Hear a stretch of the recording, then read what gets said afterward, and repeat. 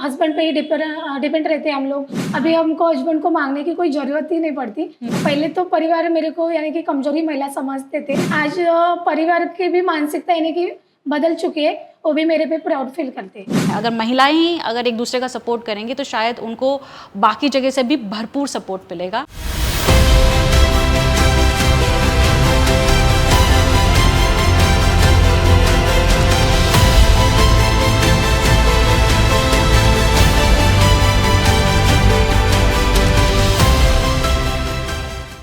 नमस्कार, बहुत बहुत धन्यवाद है ममता दीदी हमारे इस पॉडकास्ट में भाग लेने के लिए। तो दीदी मैं थोड़ा सा आपके बारे में जानना चाहूँगी कि जो आपकी कहानी है, जो आपकी जर्नी है, वो बचपन से किस तरीके की रही है? हाँ मैम, मेरे बचपन की कहानी ऐसी है कि जैसे कि मेरे मम्मी पापा गरीब परिवार से थे। एक मेरा भाई है और एक मैं हूँ, यानी कि 2 बच्चे हैं और पापा कुछ कमाते नहीं थे। मम्मी के मजदूरी के ऊपर ही मेरा सब कुछ यानी कि पूरा परिवार चलता था। तो फिर मैं जब 10वीं तक की पढ़ाई की और 10वीं के बाद में मम्मी पापा बोल रहे थे कि इनकी यानी कि शादी करनी है। तो मैंने बोली शादी नहीं करनी है, मेरे को तो पढ़ना है। लेकिन मम्मी पापा का है कि बेटी है यानी कि बोझ होती है। यानी कि पहले की जो लोग हैं उनकी मेंटालिटी ही वैसी है। फिर 1 साल मैंने बैकअप की यानी कि बैक में मैं मम्मी के साथ में खेत में काम करने के लिए जाती थी। तो फिर मैंने जब 1 साल बैक होने के बाद में मेरी यानी कि लिविंग सर्टिफिकेट है और ये मार्कशीट है, मम्मी ने छुपाई रखी थी। यानी कि उनको पढ़ाना नहीं था क्योंकि पैसों का प्रॉब्लम था।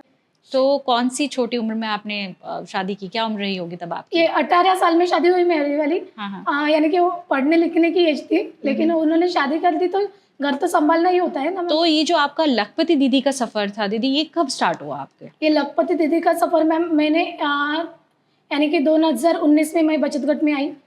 एक बच्चा और बच्ची दोनों होने के बाद में बच्चा था यानी कि 2.5-3 साल का, एक 2 साल का ही डिफरेंस है दोनों बच्चों का। मैंने सियोंग क्लास स्टार्ट की गाँव में एक यानी कि आंटी है उनके पास में गई, काकू मेरे को सियोंग क्लास पढ़ाओ करके। वो बोली मैं तो कभी किसी को पढ़ा ही नहीं। तो उन्होंने बोला कि मैं पढ़ाई नहीं लेकिन पढ़ाती नहीं अभी तक किसी को पढ़ाई नहीं, लेकिन तू मेरी पहली स्टूडेंट रहेगी। तो मैंने उनको बोला कि मेरे को सिर्फ कटिंग सिखाओ, टीचिंग मैं कर लूँगी।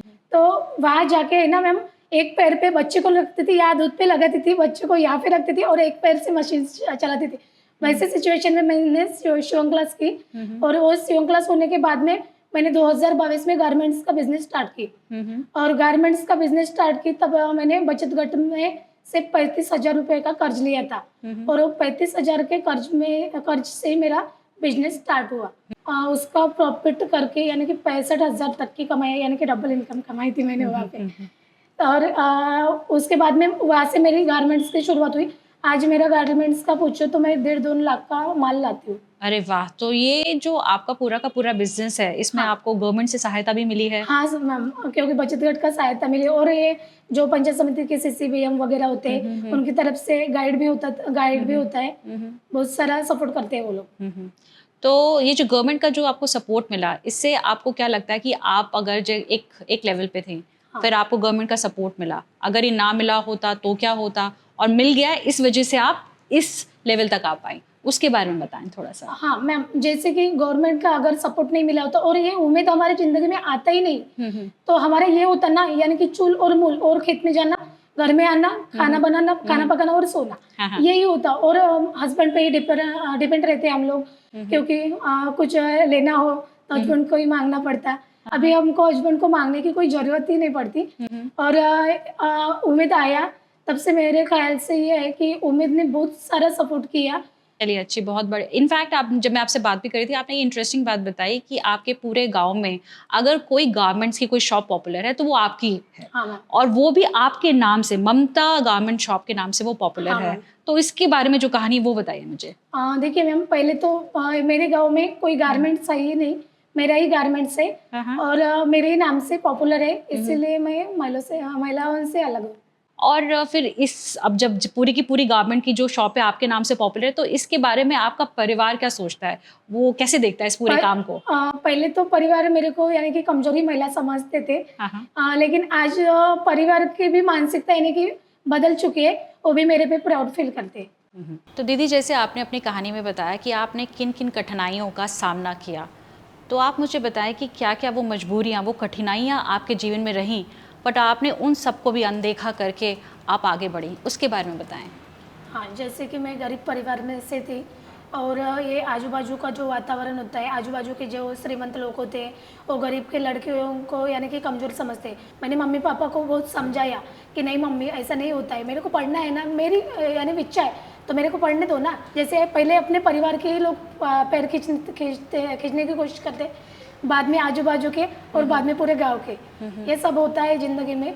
लेकिन उनको अनदेखा करके मैं आगे चलती गई, जैसे आगे चलती गई आज वही लोग मेरे पे प्राउड फील करते हैं।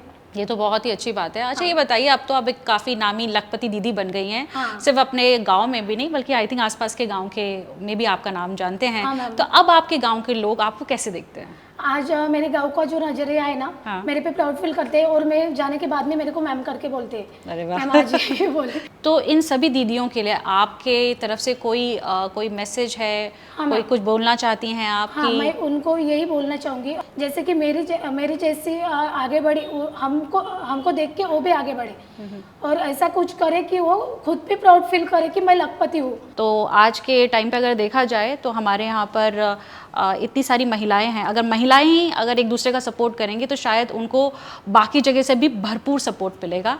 तो ये बात आपने दीदी बहुत अच्छी बताई हमको। Thank you so very much. आज ममता दीदी से मिलके मुझे एक कविता बहुत याद आ रही है और जो मैं आप लोगों को सुनाना चाहती हूँ, और वो इस प्रकार है कि लहरों से डरकर नौका पार नहीं होती, कोशिश करने वालों की कभी हार नहीं होती।